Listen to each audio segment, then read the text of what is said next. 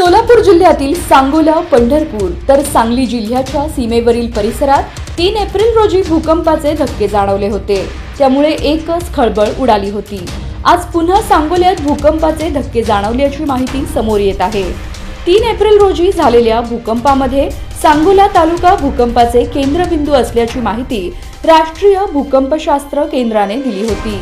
हा भूकंप सकाळी 11:22 झाला होता। पंढरपूर, सांगोला आणि मंगळवेढा येथे 2.6 रिश्टर स्केल तीव्रतेचे धक्के जाणवले होते। आता सांगोल्यात भूकंपाचे पुन्हा धक्के जाणवल्याची माहिती स्थानिक नागरिकांनी दिली आहे, पण अद्याप प्रशासनाकडून याबाबत दुजोरा मिळालेला नाही। स्थानिक नागरिकांच्या मते दुपारी 4 वाजण्याच्या सुमारास जोरदार आवाज आला आणि जमीन हादरल्यासारखा धक्का बसला। या घटनेनंतर शहरासह परिसरातील नागरिकांमध्ये भीतीचं वातावरण निर्माण झालं। दरम्यान अद्याप प्रशासनाकडून याबाबत अधिकृत माहिती आलेली नाही।